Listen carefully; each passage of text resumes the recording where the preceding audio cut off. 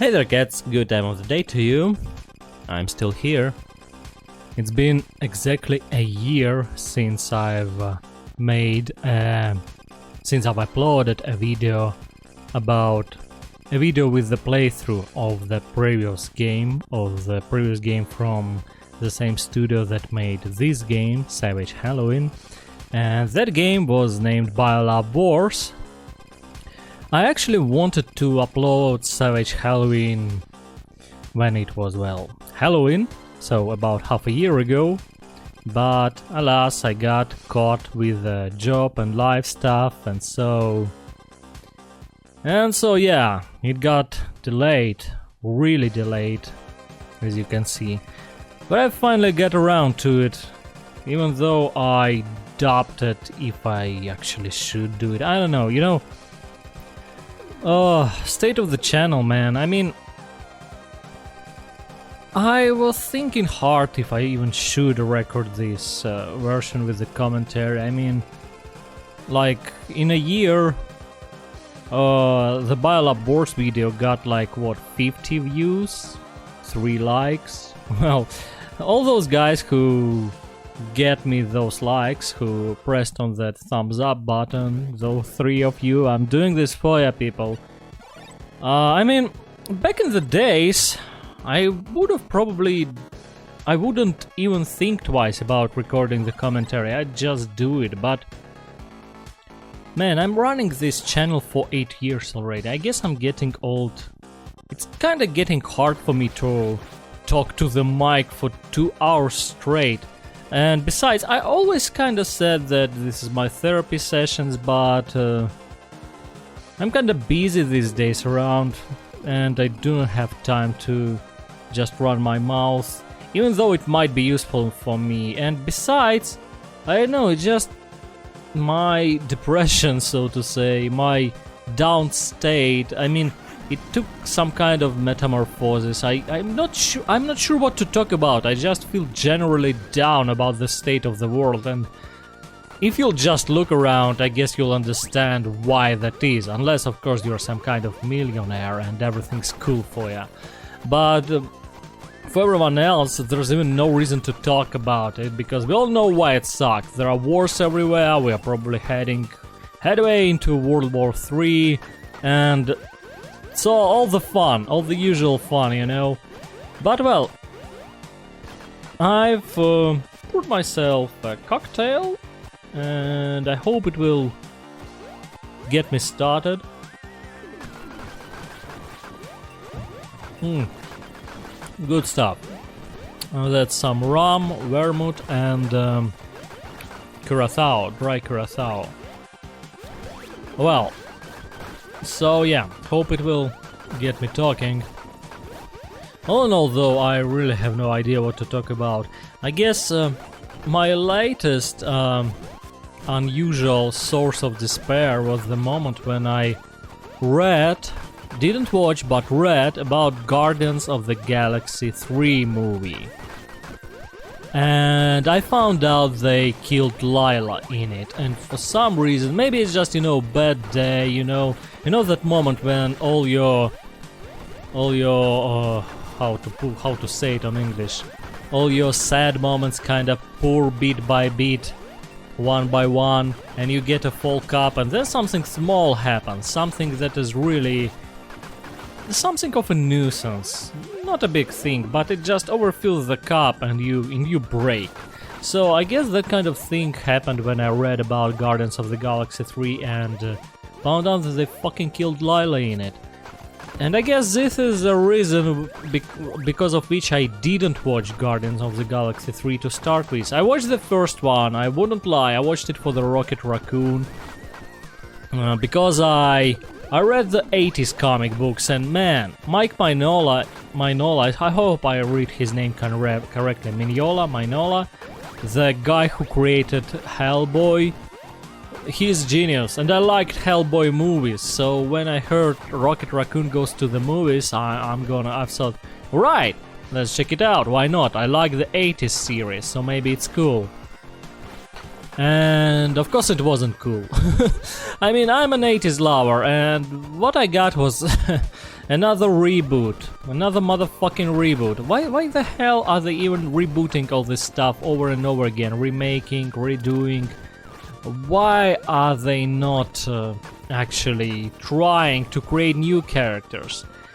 I mean, my writing, the stuff I write, is kind of glorified fanfiction as well, but I always feel that it is important to change the name of the character, because I change a lot of things about the character, and I feel that it is important to underline that it is, after all, a different character, even though everyone will probably understand what's what and who's who. I'm not doing it for legal reasons, because I'm fucking no one and do not even publish my stories anyhow.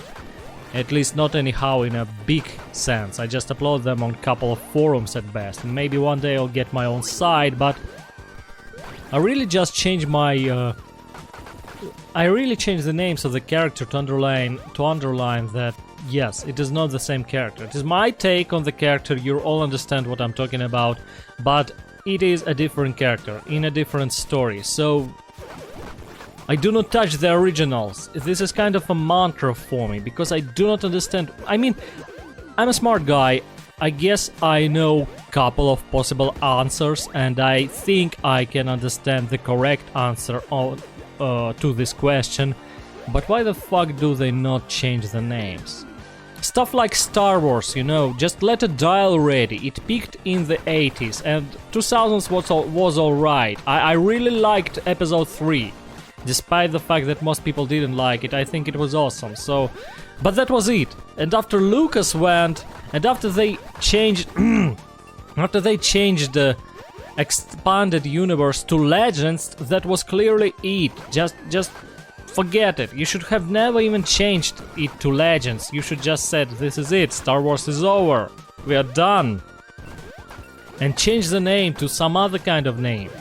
Fallout 4, it was a decent game, I guess. I didn't try, but from what I saw, I guess it's a decent shooter, and I guess I will try it one day.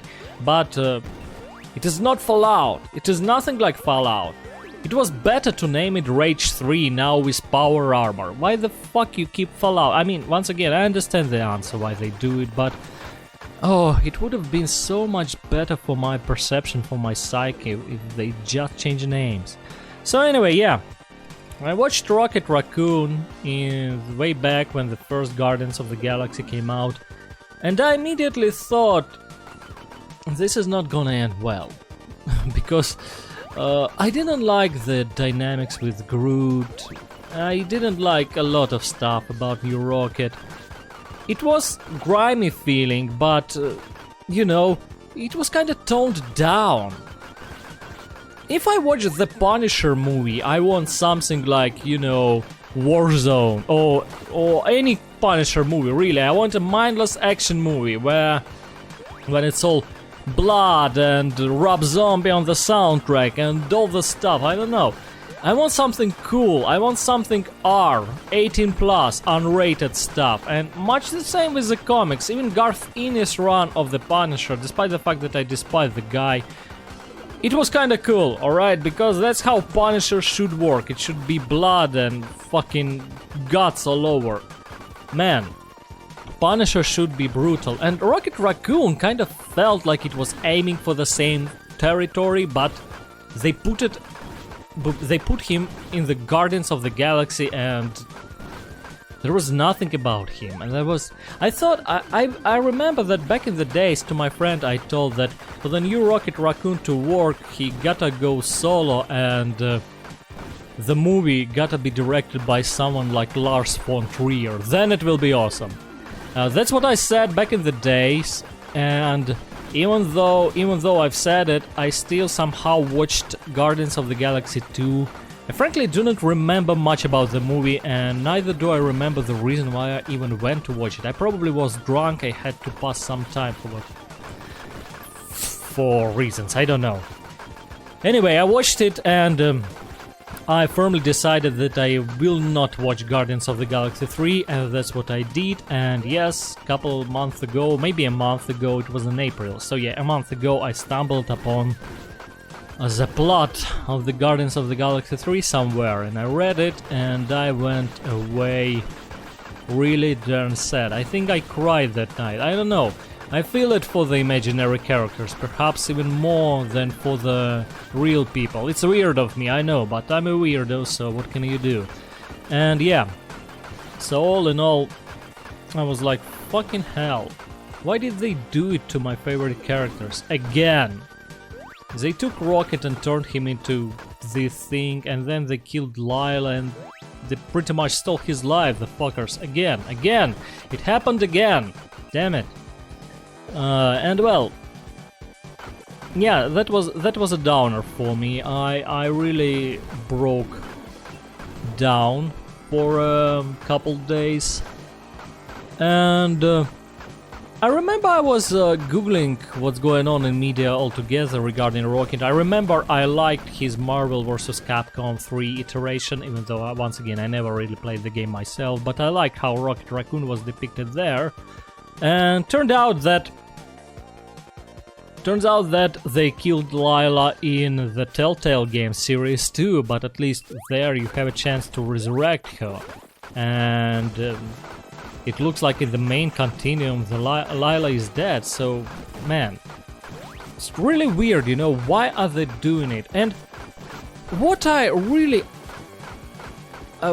despise about all this situation is the fact that the villain do not really get the punishment in my eyes. I mean, once again, this is why I like the Punisher, or really any kind of dumb-ass 90s action movies back in the days, you know, from the 90s.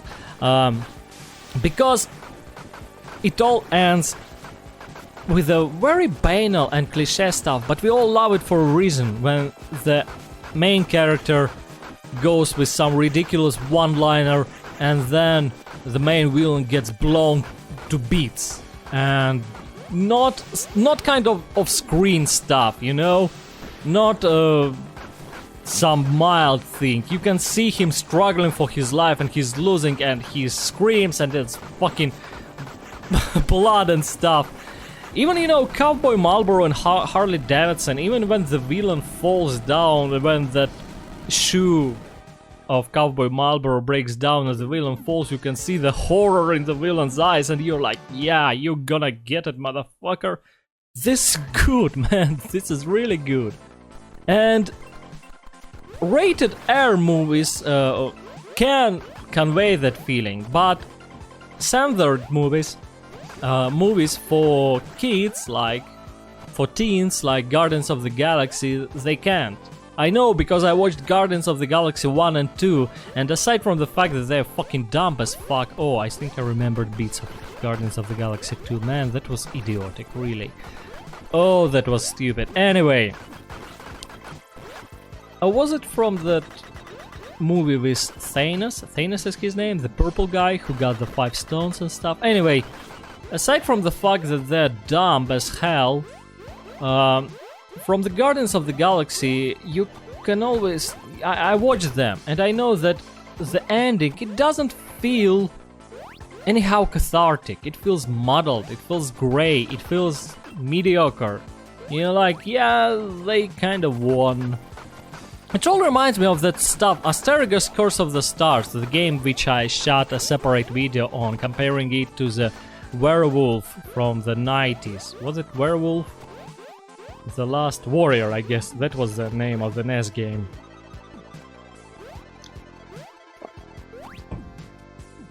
And point in case, in Asterigos, you never get to fight the guy who is actually responsible for the horrors that are happening. Yeah, it's a bit better in the Guardians of the Galaxy 3, since the villain kinda gets it, but not much, because I know that despite all the hate that Rocket should have for the villain, despite all the horrible things that he has done, due to the nature of the movie, I know that you will never be able to show everything that goes inside the victim that is Rocket Raccoon in the Guardians of the Galaxy 3. I'm not even gonna watch it. Once again, I watched the first 2 and I know that the Guardians of the Galaxy ain't gonna make it. I know I watched the first two, and I know the 3 will not be different anyhow, yeah, I'm sure of it. Reading about that was enough, I'm not gonna watch it. And it's just, I'm not sure what's to blame, the censorship, the bad writing, the whatever else happens, but it's just, I'm not sure the bad writing is the case. I'm blaming the ratings and the censorship that is necessary for the more lower age, for allowing the lower age audience, is because every good stuff like that I can remember, every good stuff, always unrated. It's always unrated. Even kind of down moments, you know, when you get revenge but you do not get revenge, like GTA 4, this is what's in my mind right now. It's still unrated, and it hits because Nico goes all out, and if you decide to actually shoot the villain, it is cathartic. Nico makes 12 bullet holes in him, one for every friend he lost, and you can see it, you can see the symbolism, and it's painful, and the guy, spoilers, he goes thank you before dying, and it is brutal, but it is like, oh, it hits. Can you pull off the same thing in the unrated scenario? I guess you can, because when you do not kill the villain, it also kinda hits, but I don't know, I never saw this in the unrated movies. I never saw it working in the unrated movies like it worked in GTA 4. Maybe it's the reason because of all the things that you gotta walk through before the ending. All the brutality, all the dialogues, all the vodka drinking, narcotics and all the other drugs and stuff that happens in GTA 4, so you get a feeling of this. And in the unrated movies you do not get it before the ending, so the ending feels muddled because the whole film is kinda muddled and do not really give you the full picture, the brutality of the world. Something along those lines, I'm not sure. But the point stands, it just doesn't work in the unrated movies. Maybe there is an example where it worked which I cannot remember, but it once again just serves to illustrate the point. All the ones I remember, all the ones that are really stuck in mind are the unrated ones. And yeah, so Guardians of the Galaxy 3, I think it's another example of the movie where the villain doesn't really get what's coming to him. The villain kinda gets away with all he's done, and why the fuck it happens in the modern media? Where the hell are the traditional stupid action movies where the bad guys get a bullet hole in the head and stuff, where the bad guys get punished accordingly to that crimes? Why in the modern media it seems like it's a kind of a trait, kind of a tradition, tradition can be really modern, right? Modern tradition, can it be? Kind of a ongoing theme that villains do not get punished. Why does it happen? It happened Astraeus Curse of the Stars, then Guardians of the Galaxy 3, and I guess I can name a couple more examples from video games, but they kinda skipped my mind now. And the point is, I guess from the video games, that was like life is brutal kind of stuff, but that's the point why we turn to fiction. We do not really turn to fiction to get another reminder of how brutal life is. But then again, even Cargo 200, which is brutal, down to earth and overall awful movie that left a scar on my heart, it still punished the villain, even though it was realistic as hell when the villain got a buckshot from a double-barreled shotgun, full chest of buckshot. It was cathartic, and the villain got his. It's something off, something doesn't add up. So yeah, this is how in real life, but even in real life, people get fucking punished for their transgressions every now and then. And when we go to fiction, I guess we want to see those examples when the bad guys get theirs, get what's coming. I mean, on occasion, I guess it is alright to pull off a wild card, but it's gotta be written really good. Here's one recent example, the Wolfstrike video game. Once again, spoilers alert. In the end, it gives you an undefeatable final boss which defeats the player. And it is impossible to get any other outcome. But the final boss there is not really the villain, he has his own ideas. You never even really met the guy, he just appears and proceeds to wipes your butt. Wipes the floor with your... Proceeds to wipe the floor with your mech. Which is... unexpected and can be anticlimactic a bit, I guess, but it works. I think it's a working ending. It's unusual. But the point there is that the guy is not really a villain, and that's why it works. But one example.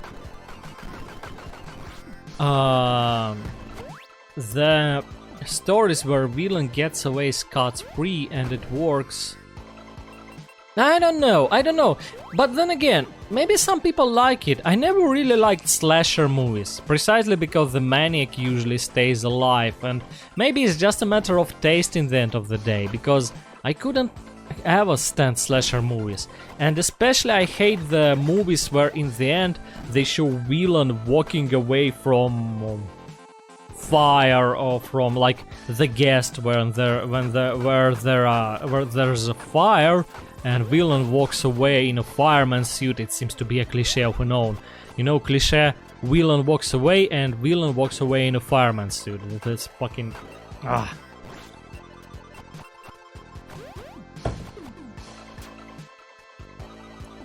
Anyway, I never really liked that stuff. I can watch a slasher, but only if it doesn't have much cliches.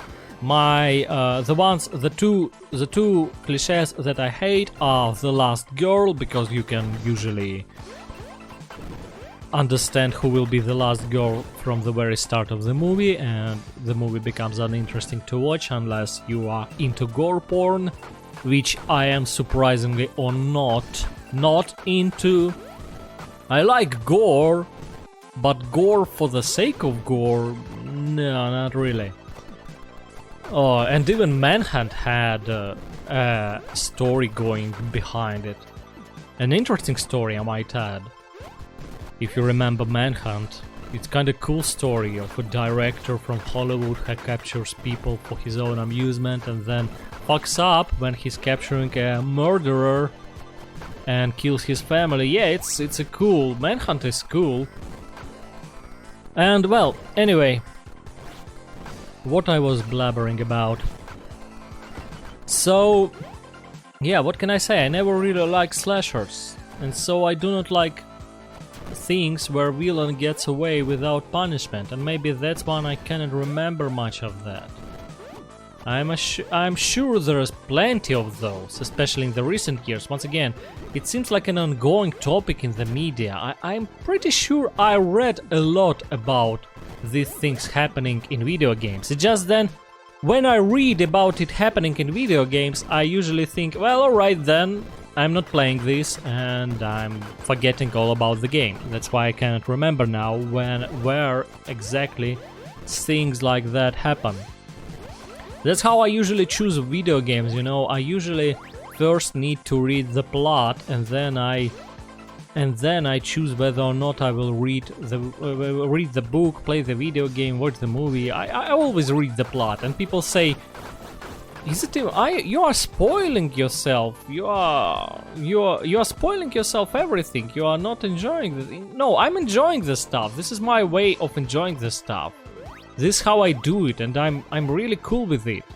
Reading the plot does nothing for my enjoyment. I still have to see how it all acted, how it's all made, which emotions the act itself, the writing, the words, the image, the whole shenanigans, which emotions it will pull out from me and how I will react to them. Because even if you know the plot and which character will do whatever at whatever moment, you still don't know how well actors act, how believable the whole thing was, the decorations, the nuance, the whole thing. In fact, in order to realize if the actor, that's one of the things I came up with, I'm not sure if it's true, but I think in order to truly understand if the actor is good at his role, you gotta know what his role is. Because the actor, when he acted, he read the script. He knows what's going on and what he has to act. And when you don't know what actor is supposed to act as, when it takes you by surprise, I think you are a bit unprepared and the act can catch you by surprise. And this element of surprise gives a bit of leeway to the actor, thus allowing him to hide bad acting from you. But when you know what is supposed to happen here and there, yeah, you are more prepared to judge the actor fairly. It's actually bollocks. I do not believe this myself. No, it's just some kind of bollock that I invented in my head. Whatever. But really, even reading the plot, there are still a lot of surprise, a lot of suspense, a lot of involvement. It's all about how it written, about how it acted, about how it's shot. I mean, read the plot to Psycho, and then watch Psycho. The way Hitchcock shoots, the way Hitchcock directs, it's still a lot of suspense.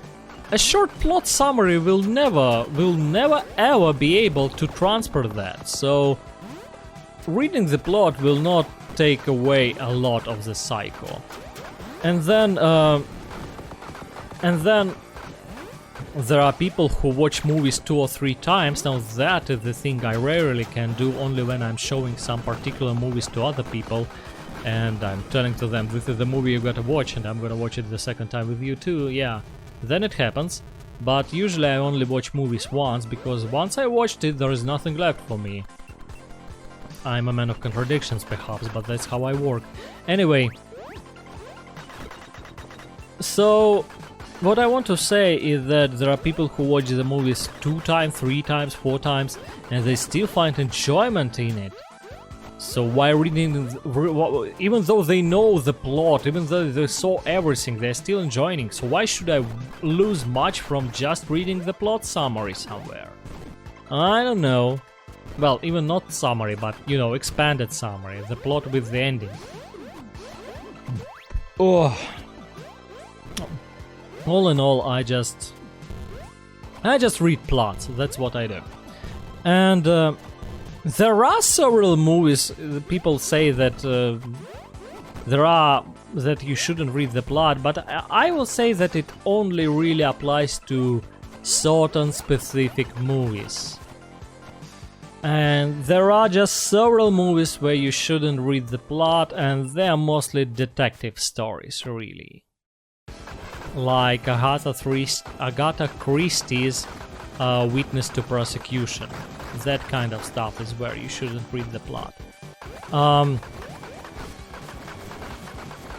So I guess reading plot of Psycho, yeah, Psycho is kind of, Hitchcock Psycho is kind of a thriller where you shouldn't read the plot either. I gotta say that twist in the middle is very unexpected, and that is something you definitely will never see coming.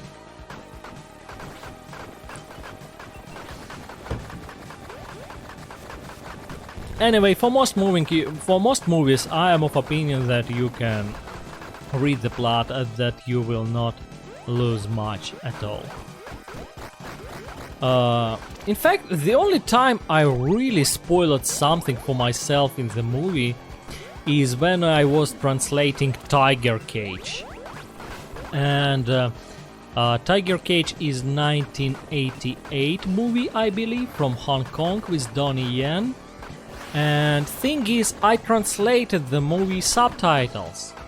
And so I watched the movie like scene by scene to precisely understand what's going on. And there was one scene, no spoilers here, which I really regretted translating through, because actually seeing it in the movie without stopping it frame by frame for the subtitles and stuff, it's a whole another experience. And even then, this is kind of a scene, this is kind of what I'm talking about. It's kind of very hard to put the fact that the visuals cannot convey what the words, that the visuals can convey what the words can with words, and all I have is words here. But the point is,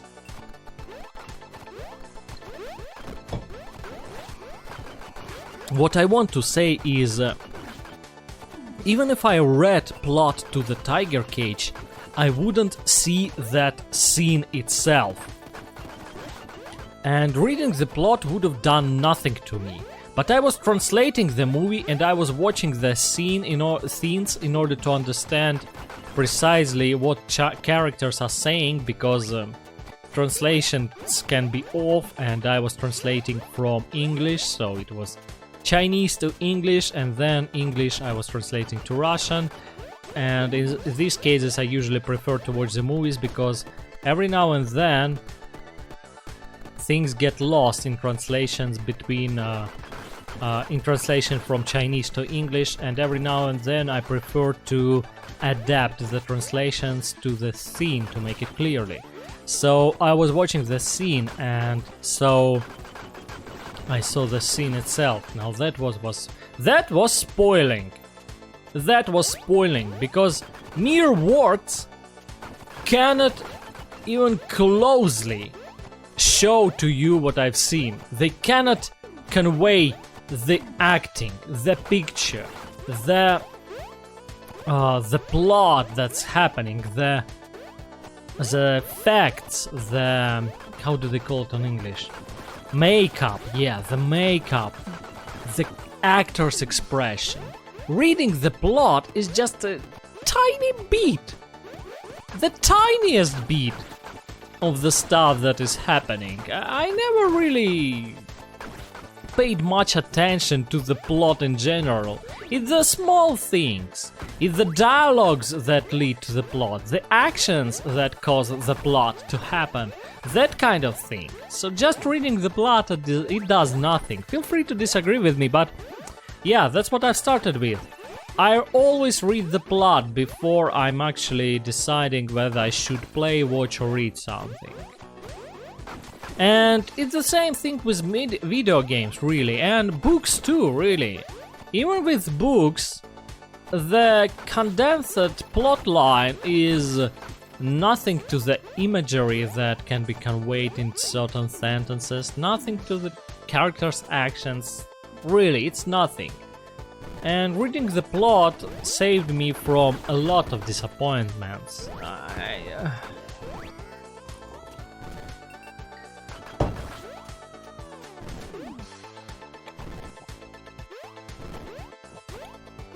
It's one of the reasons why I feel like a white crow, obviously. Because everyone, for whatever reason, feels like reading the plot is some kind of a crime, and you should not do that, and you will spoil a lot for yourself. And my genuine opinion is that reading the plot will spoil next to nothing. Once again, my most disappointing moment came from translation, and after translating Tiger Cage, I decided that I will always watch the movie first and only translate it later, because yeah, Tiger Cage was a major spoiler for me. I decided that if I'll ever see that again, I'm gonna see it like a viewer, not as a translator. And yeah, watch Tiger Cage, 1988, awesome movie, really. Came out on Blu-ray and stuff. Cool thing, man. Hong Kong movies of the late 80s and 90s is the bomb. It's the thing. It's awesome. Oh, Hong Kong movies of the 80s. Boy. So well.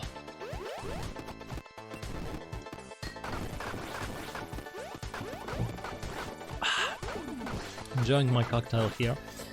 What else can I talk about? Maybe a couple words about the game. I usually talk about the game at the start, but I decided I should talk about something else to get me started, so I guess it worked.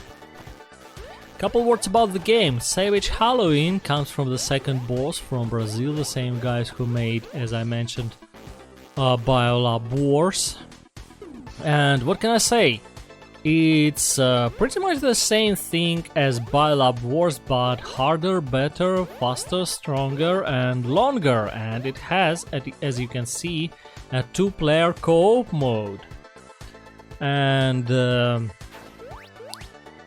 I actually have 2 playthroughs in this video. As you could have noticed, we've just switched the characters.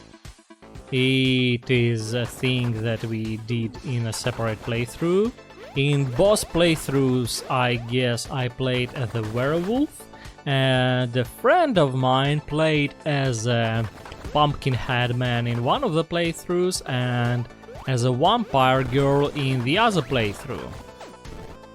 2 players mode is awesome, this much I can say for sure.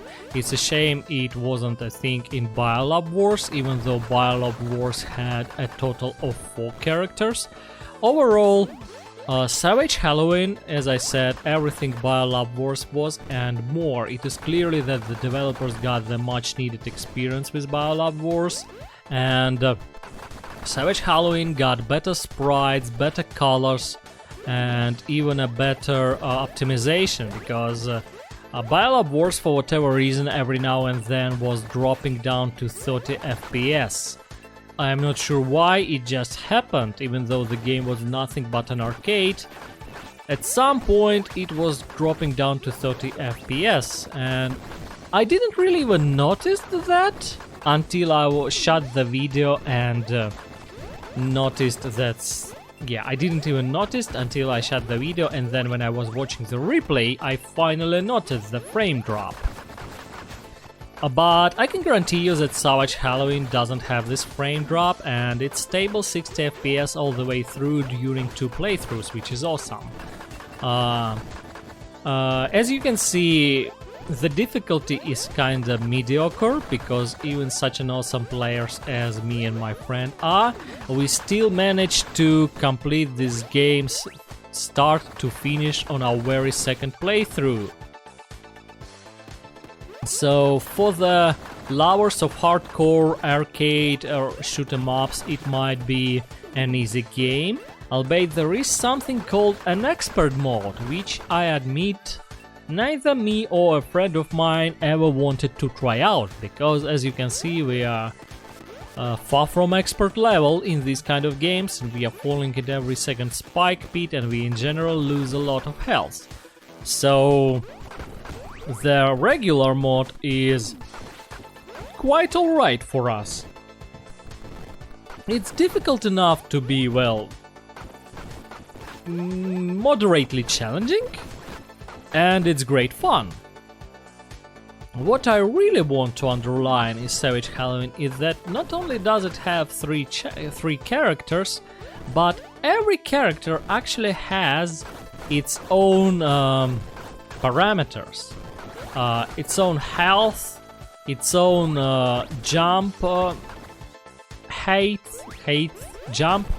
Some characters jump lower than the others. The werewolf is the most unagile of the characters, for example. And all in all, the characters are different, which is a rare thing, because most shoot 'em ups usually just use different skins. And it is understandable, because that's what you want to do, mostly. But Savage Halloween, which for different, for the characters to actually be different by their, by the way they are controlled, and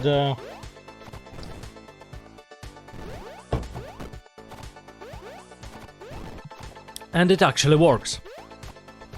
Savage Halloween actually works, and to be fair, the vampire girl character, the most fragile character, turned out to be the most interesting one in the end of the day, because she actually has wings and can fly, and her special attack is the most useful special attack, because that special attack actually drains life from enemies and heals the vampire girl.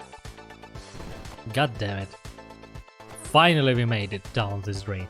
Anyway, I myself do not remember already what happened back in the October to 2025 when we played this game, so I'm watching this playthrough pretty much like you. I'm watching it all over again. So yeah, Vampire Girl can fly, her special attacks heal herself, and more than that, her special attack in two-player mode can heal the other character as well. Thing is, her special attack generates the flying red things which float towards the player, but if another player happens to be in the path of those floating red healing blobs, they will heal the other player. I'm not even sure if that was intentional, but this is how it works, and it's a cool mechanic. It makes the Vampire Girl character probably the most interesting character in the whole game, really. Playing as two characters of the same, two vampire girls or two werewolves is an option, albeit me and my friend only really did it on a car level, because the pumpkin head dude got the coolest car, which is Cadillac funeral coach, kinda reminiscent of the Ghostbusters car. And yeah, there is a car level, we will come to that very soon enough. It is closer towards the end of the game, that much I remember. And all in all, Savage Halloween is awesome. I really, after playing Force, what was that force? Biological force, I forgot the name of the game. Damn it. I forgot. Anyway, after playing the first game, Biolab Wars, that is the name. Biolab Wars, yeah. After playing Biolab Wars and Savage Halloween, I can only wish all the best to this studio from Brazil, second boss. I will definitely play the third game. I was kinda dubious about it since it is minimalistic and made in the green Game Boyish 8-bit colors, and I was not sure if I'm gonna play it, but after playing both Savage Halloween and Biolab Wars, I'm sure I will try that game too, because Second Boss is an awesome studio, they make great games, and I really wish them all the best. In my opinion, we really wouldn't lose much if all the games we've had by now in 2026 is the likes of the Savage Halloween. Well, alright, 2000s really were amazing, with GTA 3, Vice City and all the stuff, Manhunt that I mentioned, GTA 4, but beyond that, no, we won't lose much. I didn't play much of the modern games, but the few ones I played I didn't like much. Once again, Astergar's Curse of the Stars caused me to rant on a video for an hour and some. Wampur wasn't a bomb anyhow, and so on. So yeah, I really don't think we'd lose much. Savage Halloween, it's a game! You actually play it! There's not much more you need from a video game, really. So, what else can I say? The reason why I stumbled upon Biolab Wars comes from the fact, I suppose, that right now I'm actually playing a game named Biomutant, and to be fair, it's just cause. I didn't find out about it until I was about 20 hours into the game, but Biomutant turned out to be not what I expected at all. It turned out to be a game by the former employees of Avalanche Studios, and as you might know, Avalanche Studios are famous for making Just Cause, and Biomutant is pretty much just that, Just Cause, but with a funny animal as a protagonist, and all the other characters are funny animals too, but all in all, it's a Just Cause.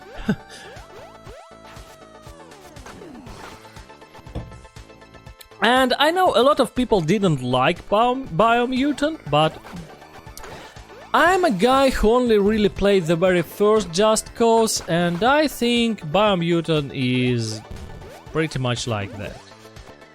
And since I overall liked and completed first Just Cause, I overall liked and will complete Biomutant. Albeit I gotta say that Biomutant shares many issues that were plaguing the first Just Cause. It is worth noticing that it took me 3 fucking tries to actually complete Just Cause. I dropped the game 3 times before I finally completed Just Cause to 100%. And the reason is, Just Cause, despite its immense world, can be pretty damn boring. You see, the main strong side of the first Just Cause is its big world. It is fascinating. The fact that you can watch the horizon, take a look at some mountains, and say to yourself, I'm gonna be there by sunset. And you will be there by sunset, because those mountains you just saw, they were not some kind of a skybox sprite kind of stuff. They were actual mountains rendered in 3D by the video game. And I gotta say, even these days around, the games do not really pull out that kind of world anyhow often. So Just Cause is fascinating by its huge world alone. Oh boy, I'm a bit drunk, I can feel it coming to my head. Sorry. Anyway, you could really feel that huge world in Just Cause, and the same thing happened to me in Biomutant. There are not much modern games I can compare to. In fact, I like to name 2 games. One is, of course, Vampur, and the other is a small indie game which is named Pine. And the problem with Just Cause and Biomutant is that despite having the huge open world, it gets very samey. You see, Avalanche Studios couldn't really craft that huge of a world, so they reused a lot of assets over and over and over again. There are only so much unique assets, and that what was stopping me from finishing Just Cause, because Just Cause overall consisted of nothing but the same trees copy-pasted all over again. And Vampur is an example of how most modern games actually pull off their own world. It is kinda big, but you do not see that world all in all. There are no even vantage points which can show you the whole London from some kind of bell tower or something. I guess this is much like the 90s game design, where you had to obscure some pixels in order not to overload the GPU and CPU. It feels weird nowadays, because one would think that nowadays CPU and GPU can render immense worlds, but still it doesn't happen anyhow often. For some reason, a lot of games are like Vampur, meaning that they obscure their worlds with walls and stuff. There are not much of open spaces. Correct me if I'm wrong, I didn't play much modern games, but this is how I feel, and all the modern games I played, they do this. And Biomutant doesn't do this. Much like the first Just Cause, you can stand on a mountain and look at the horizon and take note of some kind of a distant dot which will pique your interest, and you can think to yourself, I'm gonna reach that dot in an hour or so. And you will do that, because that dot was actually there all the time, and Biomutant, yeah, it doesn't shy of showing the player its whole big world. Once again, the problem comes from the fact that Biomutant reuses a lot of the assets, and raiding the same house for the 20th times gets bothersome. It gets really darn bothersome. And that's when my second comparison named Pine comes in. Pine doesn't have that much of a big world. Its world is much smaller, however, it still has an unobscured, mostly wild open world where you can stand on a mountain, look at some distant dot, and yada yada, the rest of the stuff. Albeit, I gotta admit that the world of the Pine kind of feels a bit more compressed, for whatever reason. Still, Pine actually crafts its world. It is not as big as the world in Biomutant, however, every location you meet, every location you visit is entirely unique. And this is precisely what made Pine exceptional in my eyes. And it is a shame that Pine remains really underground and unappreciated. As far as I know, Pine never really met much acclaim or any, and it is a huge damn shame. If you're listening to this, if you listen to pretty much an hour of this video and are still listening to my voice, check out Pine video game, 2016 I believe. I might be mistaken, maybe it's 2018. But it's a cool video game and it deserves more attention. As I said, each location in that world is handcrafted. And so every time in Pine when you meet something new, you actually meet something new. Meanwhile, in Biomutant, when you look at somewhere and think, oh, what's there? Perhaps something new is here, but something new is there, but you are ending up meeting the same house you already met like 10 times, you realize that the sense of adventure that the Biomutant offers is false. Meanwhile, the sense of adventure the Pine offers is true, and it's awesome. Still, I gotta say, Biomutant conveys the sense of some great adventure rather well. And if you like, listen to this, if you like some kind of post-apocalyptic wind in the willows kind of game with animals instead of humans, which is kind of rarity, you should check out Biomutant, really. I think it's not a bad game. It can get boring, yes, but it's not a bad game. Mediocre, much like Just Cause, but still a decent game, a well-made game.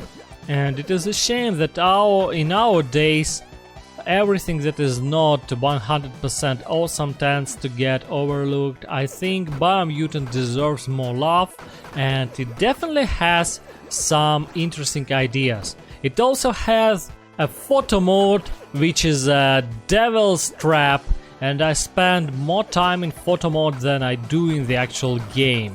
Do not touch Biomutant's photo mode, damn it.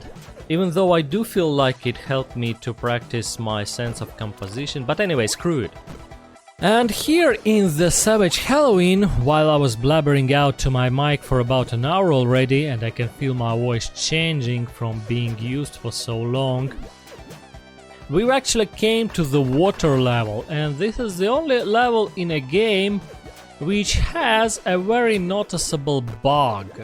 Thing is, in this underwater level, when you come to it and in case you die, the game forgets that you are supposed to be underwater and your character stops swimming and switches to the default physics. And me and a friend of mine actually made it like that to the end of the level, where we found out that you cannot really escape and reach the end of the level with the normal physics. However, we also found out, not much later, that reloading the level causes the bug to disappear. Once you press start and restart the level manually, the game starts to remember that you are underwater, and when you die, your character responds correctly. So if you are going to play Savage Halloween, this is my piece of advice. Once you reach this underwater level, immediately press start and restart the level, so you will not encounter the bug that will make the level uncompletable. As sad as it is, this is a bug. However, this is the only bug I met in Savage Halloween, so once again, good job second boss, I do not hold nothing against you. Oh, to the 3 people who gave the likes during the previous year to the Battle of Wars video, I drink for your health. Gabriel Luna, that would be correct pronunciation, I believe. And I believe you are one among those 3 people. Your health in particular, you are a great friend. All the best to you and your family and your close ones.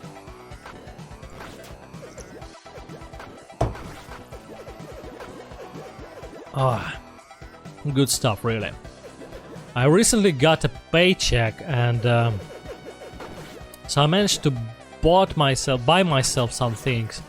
Among those things were, for the first time once again, a bottle of vermouth and Campari bitter. And so I discovered to myself a whole world of vermouth Campari cocktails. Starting with Milano Torino, which is nothing but vermouth and Campari pretty much 1-to-1. And it turns out that Milano Torino started a whole world of Campari vermouth cocktails, the most famous of which is Negroni, which is Campari vermouth gin, but then there are also Disco Milano Torino, which is Campari vermouth vodka, Celebration, which is Campari vermouth cognac or other brandy, and Americano, which is Campari vermouth soda, and so on, though I gotta say Americano currently is my favorite. I didn't like Negroni that much. And I really found the taste of Campari itself rather weird, but all in all, yeah.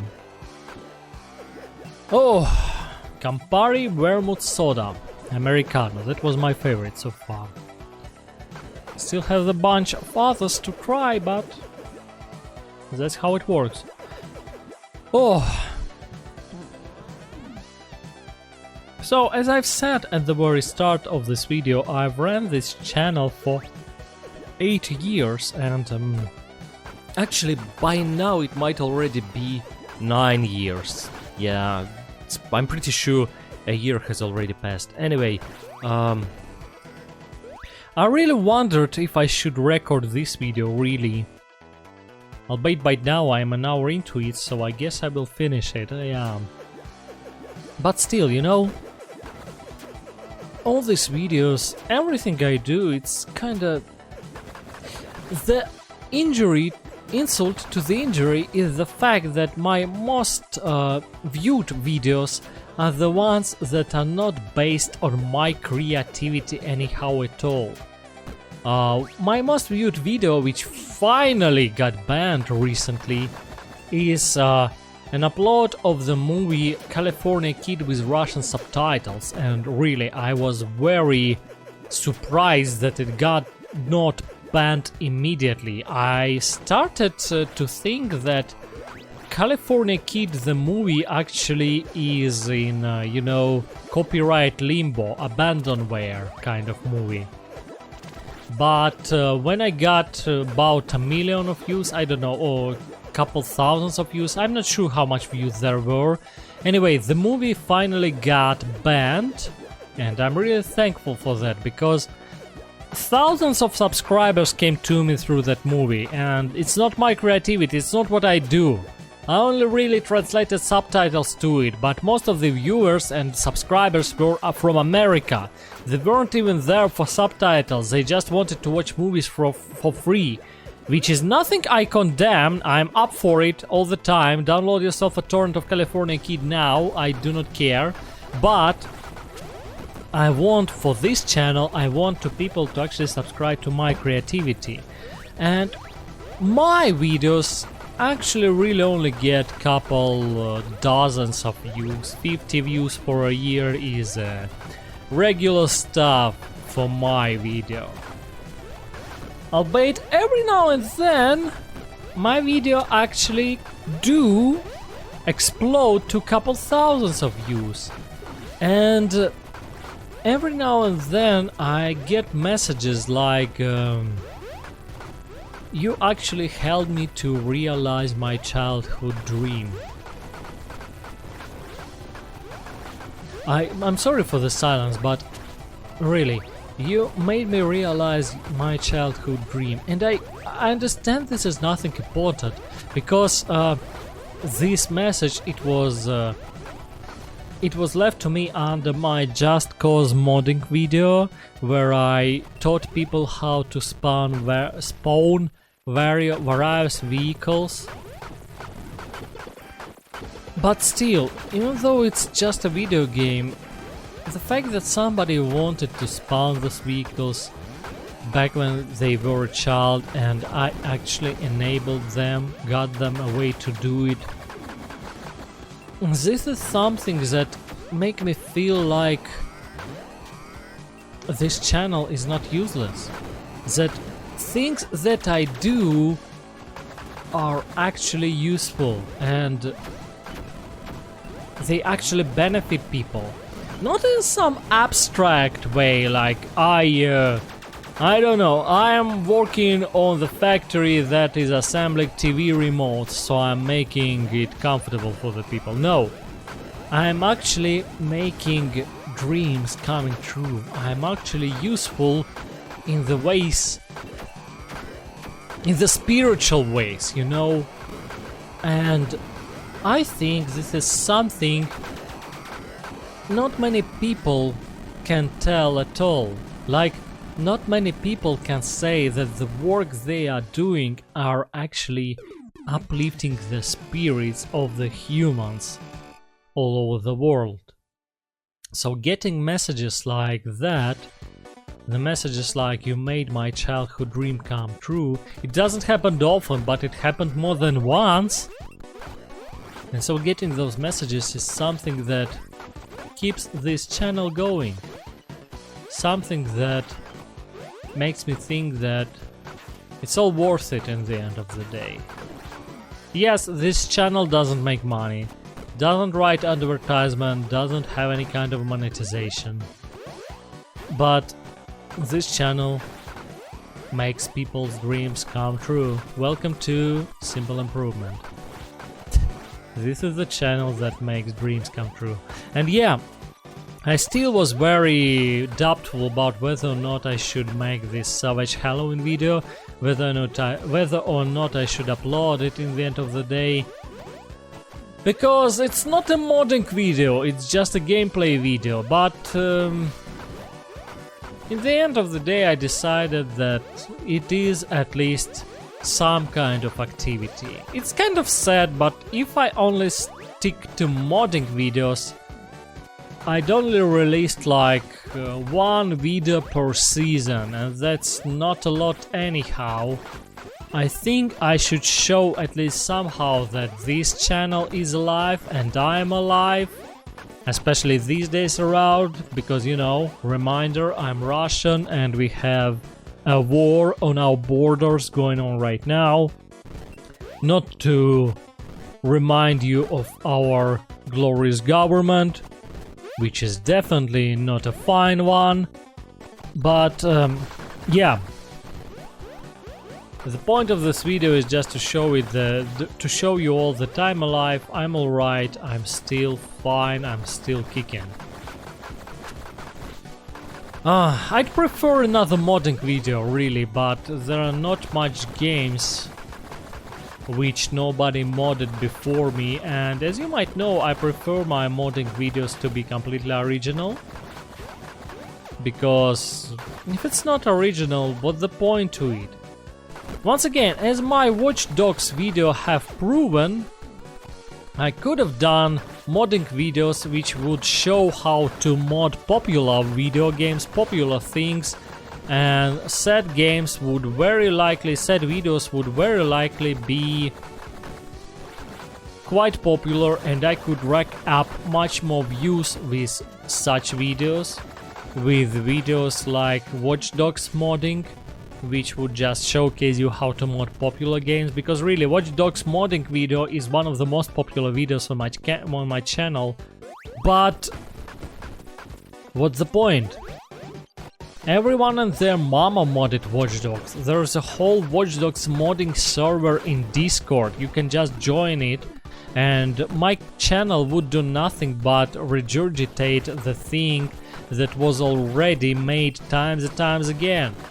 Yeah, I prefer doing things that is much less popular, but the things that are actually mine, that are mine ideas, the things where I am the pioneer, where I am the first, and quite often, with pride I say, the only one who does it.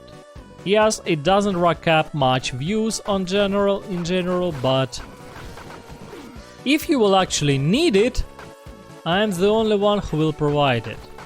Surprisingly or not, the market doesn't work like that. I mean, it is a monopoly, but if you run a monopoly on garbage which nobody needs, then your monopoly does suck. And this channel is just that. It's a monopoly that does suck.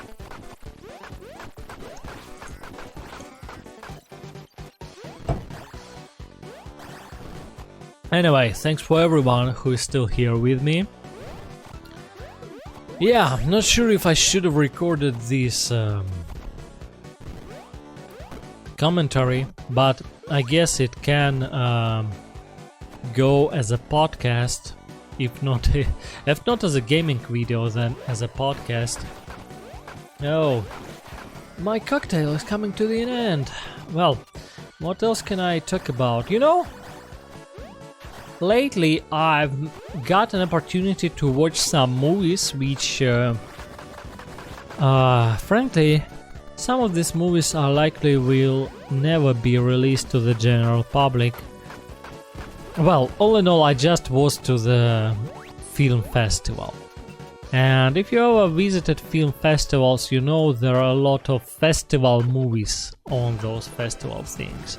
And those festival movies, despite how awesome they might be, they probably will never be released, and this is the case with some of the movies I saw recently. But I'm pretty sure one of the movies which I saw will be released. In fact, Wikipedia says that Netflix already acquired the rights to distribution and will release one of said movies sometime later in this year. And so I want to recommend to all of you said movie. And the movie I'm talking about is named Soy Frankelda, or I Am Frankelda. Thing is, it's not quite a movie, it is a stop-motion puppet animation, much like a Nightmare Before Christmas, Coraline, or The Corpse Bride. And if you liked any of those, you might know that we do not get a stop-motion puppet animation anyhow often. And Soy Frankelda therefore is a cause for celebration, because it's one of those things. It's a stop-motion puppet animation. So yeah, we do not get those anyhow often, but it happened. We have Soy Frankelda. and is going to be released on Netflix apparently. So if you're a sucker for such things, I definitely am. Do not miss it. Do not miss it. I cannot say it is like stellar, like Coraline was, and Coraline is a landmark in a stop-motion animation. But still, Soy Frankelda is good, very solid. If you want to hear my criticism, I think the main points would be in the human puppets. You see, there are two kinds of puppets in Soy Frankelda, monsters and humans. And while monsters are awesome because, well, they are monsters and they have the character, the looks, the whole thing, the jazz, monsters are awesome. Humans, on the other hand, they have the Wallace and Gromit kind of vibe. In a sense that they look a bit uncanny and you gotta get used to them, much like you gotta used to Wallace. And my other second point of criticism would be the ending. Spoilers alert, it feels like the creators of Soy Frankelda didn't quite had the guts to kill off the main character, and so they went with that kind of weird ending, which I didn't like much. I think it would have... Frankly, if I was doing it, I just went with a straightaway cliché fairy tale happy ending, because in case of Soy Frankelda, such an ending actually works. But the creators went with some kind of weird stuff which I didn't like much. So the ending and the human puppets would be my 2 points of criticism. Still, aside from that, Soy Frankelda is quite awesome. As a matter of fact, you can already watch some parts of it on YouTube, and one of the parts which I would suggest to watch is the centerpiece. It's as usual, so to say, it is kind of a musical, and it has a lot of songs, and the centerpiece is a 6-minute long, almost opera piece, where a lot of characters are participating, and it is named El Príncipe de los Sustos. And this part is available on YouTube. Watch it without animation, just the lyrics and the sound. You will probably like it, because I definitely liked it. El Príncipe de los Sustos is amazing, and it will probably leave you waiting for the animation itself to see the context this song is sung in. All in all, I really loved Soy Frankelda, and I definitely do recommend it to everyone, and I so hope it will not remain a festival movie. I really hope it will be released just as the wiki states and more people will see it. It's from Mexico, by the way. Yeah, it's a full-scale stop-motion animation movie from Mexico, so go Mexico! Hooray! Good for ya, people!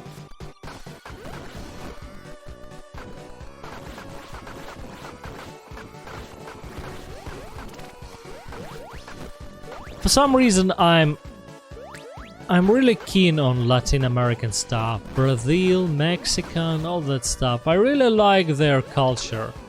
I really like culture of those people, and I really adore all the stuff they do. Even though it might be off every now and then and not as professional as the stuff of Hollywood or some other countries, I still do love things that are being made in Latin Americas. So Soy Frankelda is one of those things, and once again, go Mexico. It's a cool animation. I do recommend it to everyone, and I guess it will soon be on Netflix. Hopefully nothing will change. and it will be on Netflix in 2026. Alright, I took a little break because it is hard for me to talk into the mic for 2 hours straight. Anyway, my cocktail has ended, and now I'm just drinking Dr. Pepper with some ginger tonic from Barrister. Anyway, going back to my discussion of Rocket Raccoon, thing is, Marvel is nowadays owned by Disney, as we probably all know, and as it happens, recently I watched a rather relatively old Disney movie named Bedknobs and Broomsticks, 1971, I believe. I am a long time fan of pretty much everything that attempts to combine movie and animation into one thing. I love Who Framed Roger Rabbit, Toonstruck, and Cool World. And so I decided to watch Bedknobs and Broomsticks, even though I was skeptical about it since it is a Disney thing. But you know what? I think it is actually rather fun. I guess it was a possibility since it is a movie from 1970 something, and that was before the time that Disney firmly settled into a territory of being a soulless, creative-less money-making conveyor. So Bedknobs and Broomsticks is actually kind of interesting, and the animation beat actually only takes about 1/4 of the movie, probably even less, so it is rather short, but it is still quite cool. Even though the animation itself is kind of a standard Disney animation. Really, one thing that was on my mind is when I watched that is, are those animators who made Bambi and stuff were still alive when they made Bedknobs and Broomsticks? Actually, let me check Bambi. Which year is it? Bambi, Disney. Let's like this. 1942, no really, 30 years between Bambi and Bedknobs and Broomsticks, and animation really looks not like it didn't change much. So I really wonder if it was the same people, but anyway, the style is pretty much exactly the same, and nevertheless, it looks impressive. Classic Disney animation is technically good, that much I can give to you, despite the fact that more than once they just took classic stories and toned them down for kids. I'd say that was a cheap trick, and I do not like many of the classic Disney animations much, but that kind of stuff like Bedknobs and Broomsticks, it is good, it is impressive, and it is an original story. Besides, it is a story that actually takes place during World War II, and Bedknobs and Broomsticks is actually a musical. Now that's an unusual mix, if you'd ask me, and I really wish Disney retained at least a spark of that creativity by now, but alas, it is definitely not there. But it was there in the 70s, so yeah, Bedknobs and Broomsticks, cool stuff, really. Not sure what is left out there for me. Probably I have to watch Space Jam now and likely Despair. But regarding Bedknobs and Broomsticks, well, Angela Lansbury actually played the main role there, and I gotta say my mama, she liked Murder, She Wrote, and I passively watched so much Murder, She Wrote back when I was a child that even now, several decades later, it is still very weird to see Angela Lansbury in any other role that is not an elderly lady detective. Really weird, really weird. But that being said, still cool, still rather cool. And I really like this stuff, you know, when the animation and movie come together on one screen. It's no surprise that the local torrent tracker has that beat from Backknoops and Broomsticks seeded or separately, without the rest of the movie. You really might watch that one on its own. And the movie itself, well, the movie itself is actually kinda cool too. I like the centerpiece where everyone was dancing on the market street.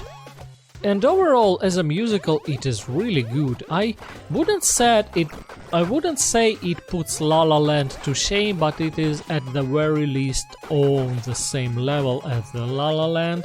So if you like musicals, Backknoops and Broomsticks is definitely a good thing. And overall, I really liked it.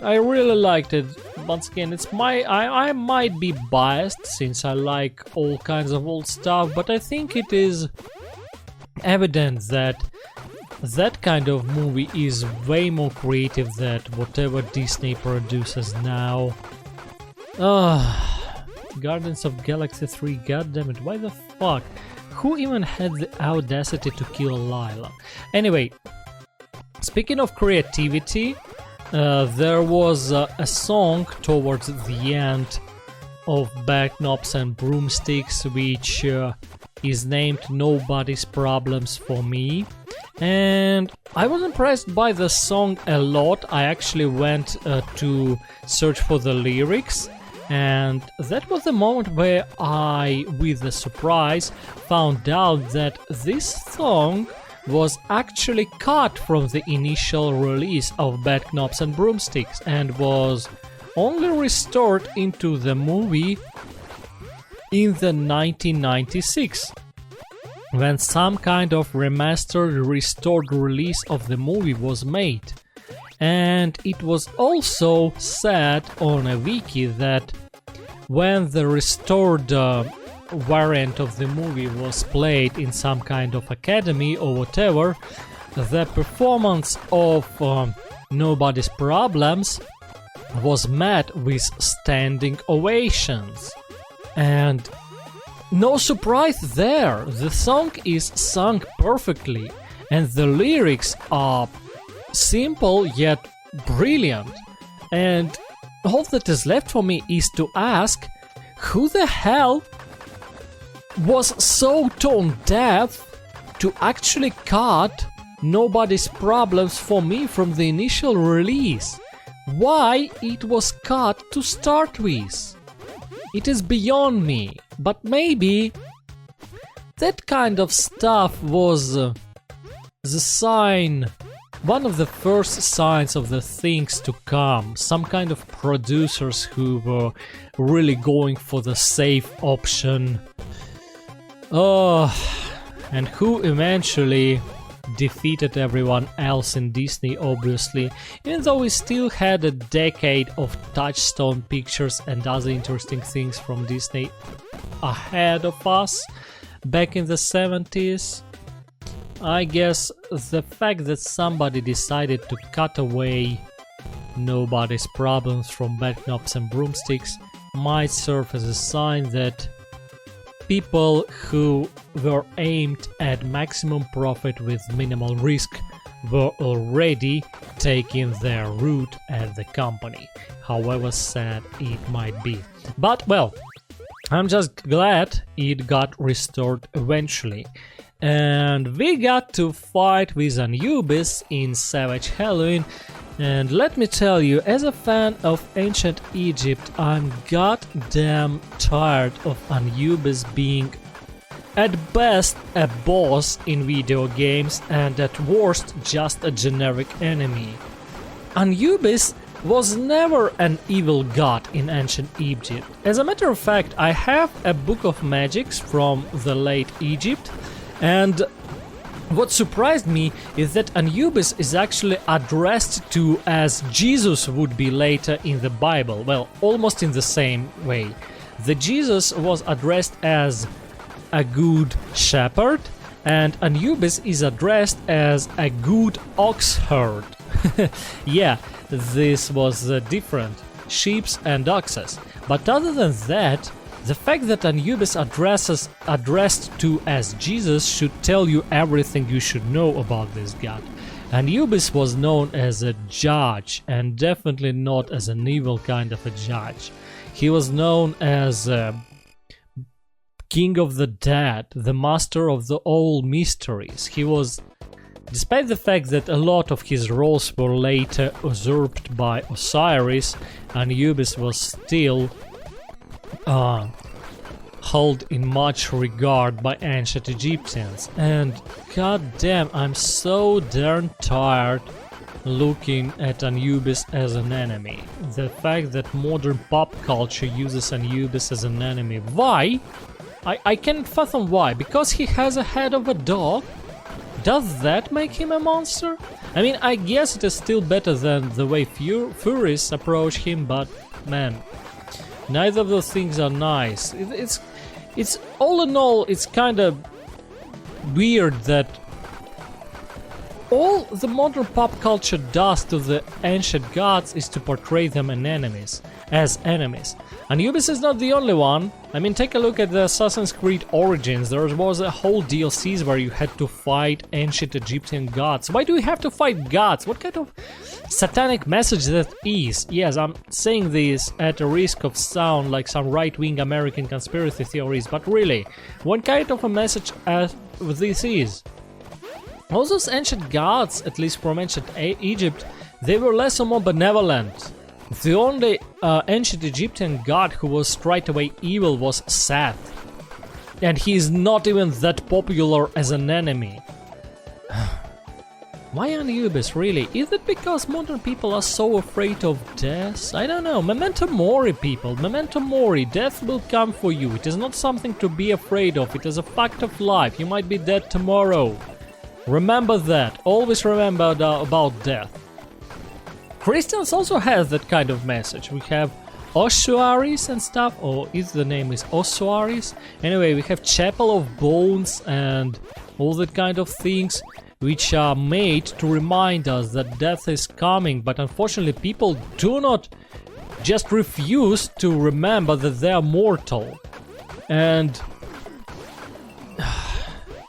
how much better this life would be if a lot of people would just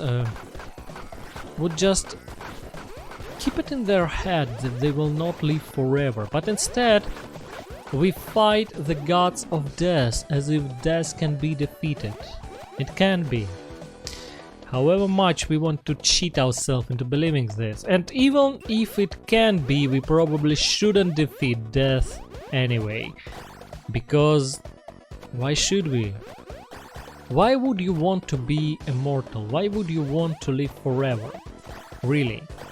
Watch everyone you love die, anything you ever loved to be despoiled.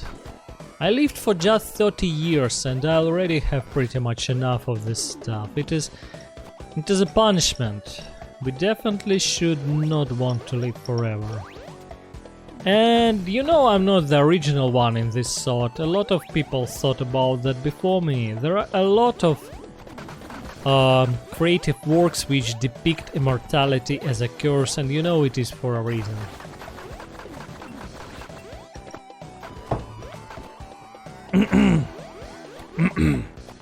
Anyway, pardon me. Anyway, I'm really tired of gods of old being depicted as bosses of enemies. This is kind of a thought I've had relatively recently.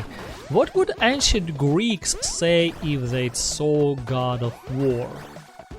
I gotta say that ancient Greeks had a very weird relationship with their gods, so they might have liked God of War, but then who are we to actually do that? To actually make God of War with the same attitude that we do. I mean, just imagine if instead of ancient Greek gods we had Christian saints in God of War and Jesus as the main evil guy instead of Zeus.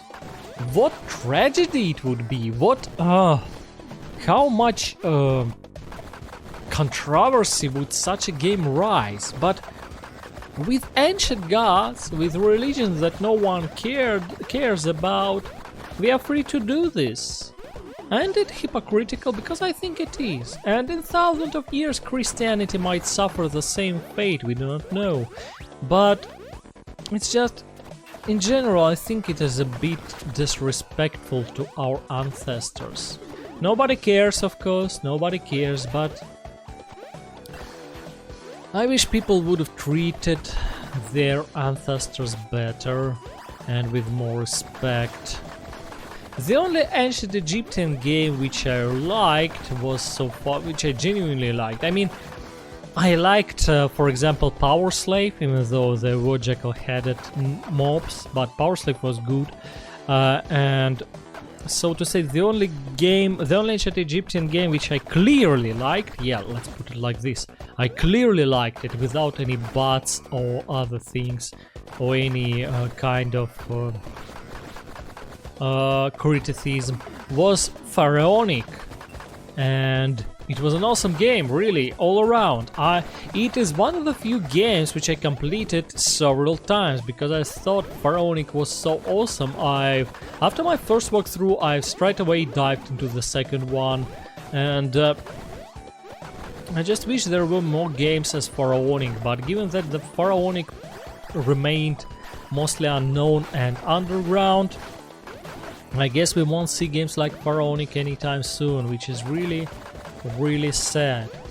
I watched trailers of several others ancient Egypt related games on YouTube. I cannot really remember much. Let's see if I will be able to Google one.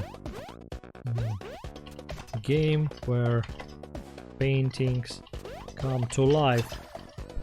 Let's see if I'll be able to Google one right away. Yeah, Fresco. Fresco is the name of the game. I watched the trailer for Fresco, and the moment I saw a character attacked by jackal-headed entities, I thought, bah, again. And I really can't bring myself to even think about the game again. Once again, it's much like I've said. Much when I read the plot and I stop caring about the game, I've stopped caring about this game when I saw jackal-headed entities right then and there, and this is why I've had to Google its name now. Because I just immediately stopped caring. Honestly, if Power Slave came out these days around, I might have stopped caring about Power Slave as well, which is my fault, really. Power Slave is awesome, and maybe Fresco will be awesome too. But I will definitely have to read the plot. And I hope Anubis himself will appear as a positive entity. But so far all I saw in the trailer is that the player is fighting Anubis and player is fighting Serket as well, or at least something that looks like Serket, much like the player is fighting some entities that look like Anubis, and it makes no sense. Those gods are not supposed to be anyhow antagonistic at all.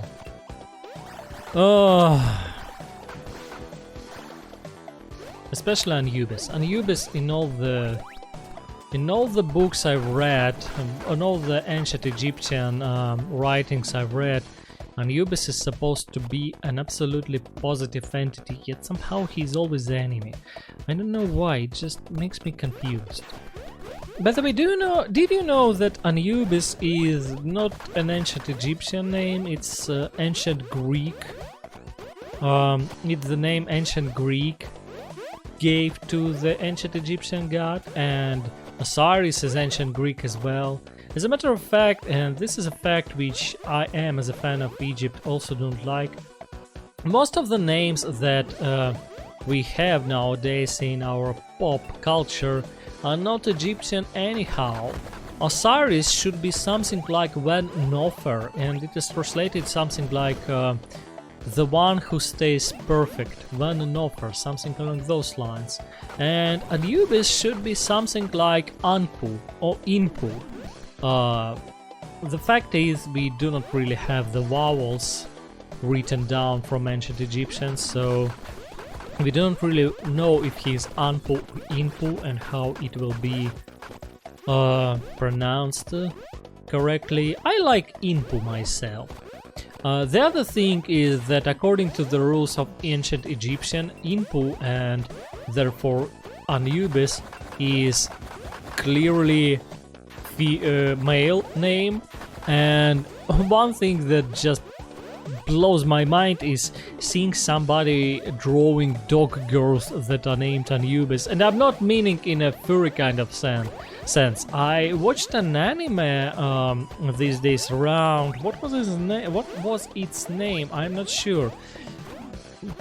I watched just one episode precisely because there was Anubis in that episode. And let me try and find it now. If I will be able to. If I will be able to, which I really doubt, to be honest, but there is a chance. Let me just look through my list. Paranoia Agent, Wallace and Gromit, American Psycho, Beetlejuice, Dark City, awesome movie by the way, I do recommend it to you. Monster House 2006. Ah, Monster House, nah, that was mediocre. The Messenger, The Quest, The Velocipaster, now that was fun, I gotta say. Velocipaster was rather fun. And some Soviet movies. Oh boy.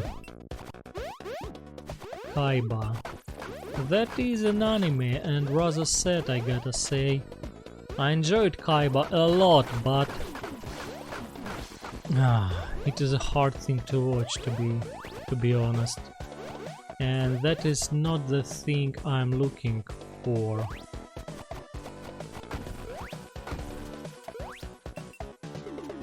I wonder if it was on previous disc. Recently I also watched, by the way, something that is named Suddenly the Egyptian God, and honestly, that thing had more respect for Egyptian gods than a lot of other things that I watched recently. Another Japanese thing, I'm not sure if it is anime, if it can be called anime, I guess it can, but you know, in that chibi style, and it is kind of childish nonsense, but I enjoyed it. I enjoyed it for a change, so to say. It was a nice change of pace, that much is for sure. And I cannot find it anyhow. Unfortunately. Anyway, the point is, there was a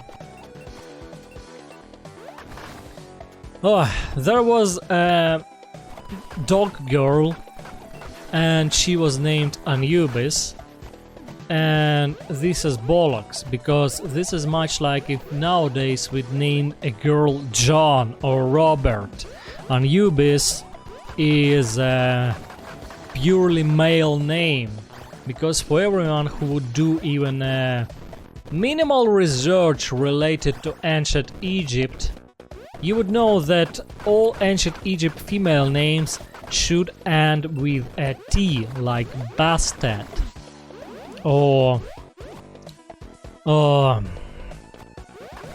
what else? Serket, or anyway, all of those names should end with a T, and Inpu actually had a wife, and her name was Input. Once again, it ends with a T. So, according to ancient Greek, the female Anubis name should be something like Anubiset, not Anubis. And you should never ever name dog girls Anubis, which is... So this is kind of a thing that really just makes me off as a fan, pisses me off as a fan of ancient Egypt. I think it all in all illustrates that we do not treat our ancestors with any kind of respect. We do not do even the minimal amount of research before we using the stuff that they've created, before we use the gods that they worshipped. And it pains me, because those who forget about the past are destined to repeat the mistakes of the past in the future, and we definitely forgotten all about our past and do not even put the minimal effort to try and remember our past. Because if we do not care about even such trivial things as the difference in male and female names, how can we possibly care about more complex things? And we do not. At least that's the impression I have. Feel free to prove me wrong. Feel free to say that it is not critical, but once again, I'm a fan for ancient Egypt. I'm a sucker for ancient Egyptian stuff, and so I really feel myself off. I really think that we should do more before we draw Anubis as a boss fight once again. I'm probably the only one who thinks that, but well, what can I do? Oh, I think I've exhausted all the topics I could possibly talk about, and we still have half an hour to go. You know, I asked my friends to collaborate with me on doing these comments, and so far I wasn't able to convince anyone. I understand them, this is kind of a boring stuff to do, but I think the thing would have been better as a dialogue. I bet no one would be possibly able to listen to my voice for 2 hours straight, you know? Let's check it out, albeit I already know the result. If you've listened up to this mark, you are obliged to leave me a comment and say something along the lines. I've actually listened to your voice so far, and you know, I wasn't dying of boredom, which I bet will not happen, and if it will happen, I will owe you some money. You know, this is, you know, the modern approach. I will owe you some money, I don't know. 20 bucks? 20 bucks, alright. I recently got my paycheck, that's why I'm drinking fancy alcohol cold cocktails, because I was able to buy myself some bottles, and I have 20 bucks to spare, so yeah. 20 bucks says I won't get comments like that. As a matter of fact, by an hour and 3/4 of an hour, I'm wondering why I'm still talking with the mic. In the YouTube studio we have analytics, and I'm pretty sure nobody watches my video that far. Albeit maybe someone among you are still waiting for the vehicle level, and it will come right after this floating lock section. I myself almost cannot believe I remember that, because as I've said, I played this game half a year ago, but I remember that because automobile level was kinda cool, and you know, I'm a sucker for all things mechanical, and driving 2 Cadillacs was awesome. I myself can't wait to see automobile level again, and it's coming. It's coming very soon. I really can't wait for it. Probably even more than you are. Well, here's one more topic we should probably talk about. You know, I like to watch magic tricks videos, you know, sleight of hand. Even when you understand how it all works, it is still awesome to see that people are so agile to pull off those tricks without, you know, you noticing how they're doing that. I think it's cool. And I like to watch the videos of that every now and then. And one thing I noticed is that the moment somebody doesn't like it and watch and leaves a comment that the trick kinda sucks, there are a lot of people jumping to it, jumping to that comment, saying that the one who left the comment is a miserable person and doesn't know how to have fun and so on. And I started to think, what the fuck? Why are those people even jumping to that? It's not like the creator himself is somehow offended by it. And do we not anymore have the right to dislike something in our lives? Are we obliged to like everything and anything? Why, the moment you dislike something, people assume that you are some kind of a downer, some kind of a miserable guy who has no friends or something? I don't know. This is just weird. If I don't like something, if I want to say that something is bollocks, something doesn't look good to me, I think I should have the right to say it. I mean, tastes are tastes. It is a matter of taste, and if my taste tells me that I do not like something, I should be able to express that feeling, shouldn't I? I mean, it sounds logical. To me, at least. This is not cool. This is my genuine opinion. I mean, okay, some tastes indeed do deserve some kick in the head in order for said tastes to become better, because yeah, it is my genuine opinion that if someone likes Justin Bieber, something is wrong with the man. But all in all, if you dislike something, I'm not making everyone like the 80s. Yeah, it's a cheesy music full of synthesizers. If you don't like it, I understand that. Now, if you don't like rock and roll of the 50s, that's an entirely different story. I don't understand how you can dislike that one, but still. There are criticisms to be made of rock and roll, because yeah, a wap baba loo bap, a wap bam boom is not the brightest lyrics ever written. For example, if you will said that, I will say, yeah, this is true. There's a beauty of simplicity in rock and roll, to my opinion, and if you want to listen to the heavy lyrics, to the mindful lyrics full of sense, you should listen to the other music. Most rock and roll tracks are simple, they're like that, so yes, it's a genuine concern. If you like music with heavy lyrics, with thoughtful lyrics, rock and roll is not the music for you. But all in all, why shouldn't we be able to express our feelings if we dislike something? By the way, here's the automotive level which I was anticipating. I really like this one, so pardon me for taking a break. I love those Cadillacs with extreme fins, and yeah, we both are playing as Pumpkinhead Jacks in this one, because Jack is the only guy who has Cadillacs, so we simply pick two Jacks with different color palettes for two amazing Cadillacs. And well, back on topic, I reserve my right to dislike things. In year 2026, I think it is extremely important to remember that you still have the right to dislike things. And at the same time, remember that it is human to do so. You are not a lesser man because of that.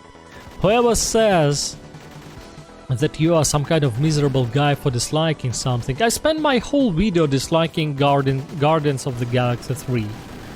But this is kind of conformity take, you know, a lot of people are disliking the Disney nowadays. So it is kind of okay to say that Disney sucks, but I want to say that it is okay to say anything sucks. It is human to dislike things, and it is entirely normal to dislike things, to hate things, and even to dislike or hate certain people, or even entire cultures. For example, I hate furries. Fuck furries. I dislike furries like it's year 2007 again. Screw them. Oh, I hate them. Just talking about them already make my blood simmer. And yeah, I dislike those guys, and I think it's okay to dislike those guys. Not everyone in the world is a fine human being, really. By the way, this is kind of a thing that got on my mind lately. Do you know how much humans are there in the world? Just to remind you, 8 billion. Do you know how much grey wolves are out there? It's like 200,000. And it's like about 100 black bears or something along those lines. And even if we take the most popular animal, the domestic dog, even including the rat-sized breeds, there would be like 1 billion of dogs in the world. I'm telling this to you so you would realize that 8 billion of humans versus like just 200,000 grey wolves. It's so insane that I gotta open my calculator just to check it out. Gotta use the machine to make sure I calculate everything correctly, because there are just so many zeros. And yes, humans, there are 4,000 times more humans than grey wolves. Just for every grey wolf on the planet, there are 4,000 humans. 4,000 human beings for every grey wolf. Isn't it insane? I mean, really. I think it's out there. 4,000 humans for every single grey wolf. Why am I talking about numbers out of sudden? Thing is, these numbers alone are enough to make me a bit misanthropic. Judge me all you want, but just think about it. The Red Book should list all animals as close to extinction. Humans outnumbers and destroys all animals en masse, and humans at this point are nothing more than rats for planet Earth. And all of it, just out of interest, how much rats there are in the world? 7 billion, around 7 billion. So yeah, humans are equal to rats, except the human is much larger. And the point is, what I want to say is, if some human tells you that you are miserable or something or whatever, just tell him to go fuck himself.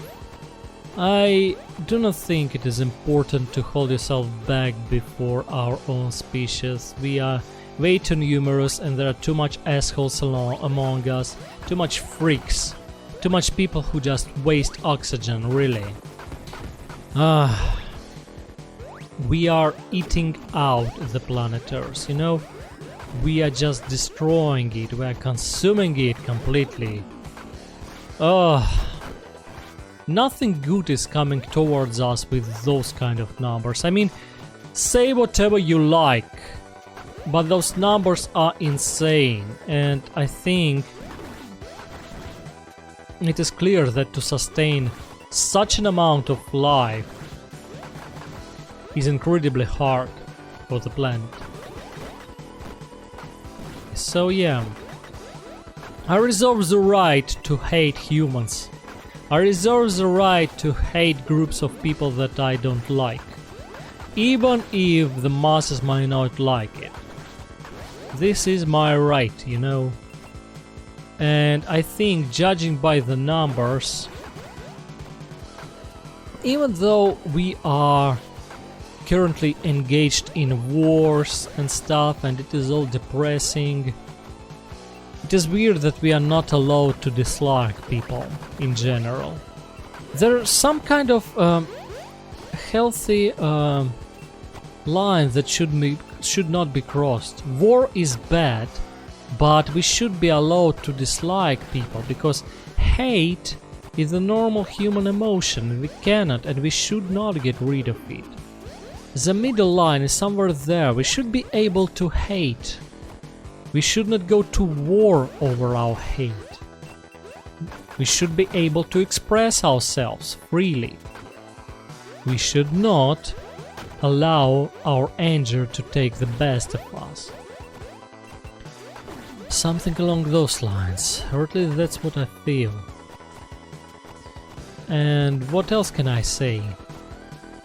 And I know, yes, comparing humans to rats, I'm a bad man and all this stuff, but you know what? What do you expect from me? I'm an outcast in this society. I'm not a part of it. Maybe it's just my luck, but out of all humans that I meet, most are not good people, and most of them are not nice to me. And I try my best. I mean, this channel is probably the proof that I'm trying to do good for people, because I like humanity and I like being good to other people. But just so happens that most of other people aren't being anyhow nice to me. At best, they like acknowledge my existence, and that's about it. And overall, our society, it is my opinion, it is poised to squeeze us out. Our society is an apparatus that is designed to slowly squeeze us out, and every government just uses its people. Every government is inhuman. I like humanity, but human society is inhuman. This is kinda how it goes in my eyes, and yeah. So that's what I'm talking about. On an individual level, people may be nice, but together, no, I don't know. It's weird. I like humanity, but I want to see it burn. At least a bit. So maybe something will change, and we will get more humane. I don't know.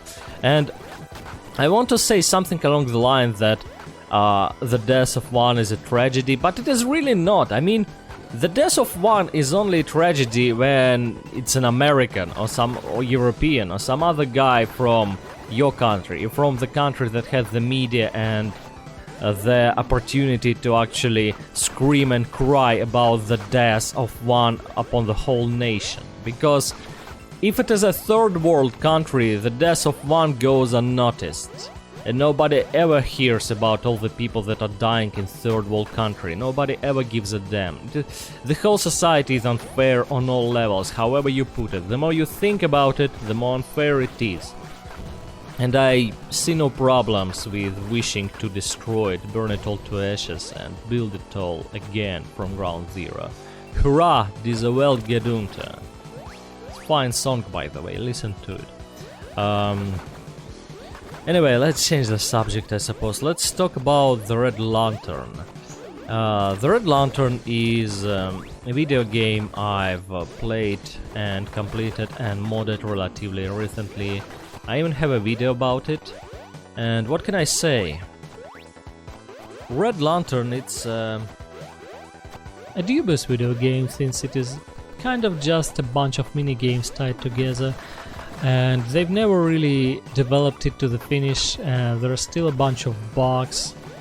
Once again, I feel inclined to move on to my usual topic and remind you how back in the time of physical medium, you could not allow the developers to ship a game riddled with bugs, because that would mean that the game will not possibly sell enough to turn back enough profit to justify printing the box, the discs, burning the discs, shipping them to magazines.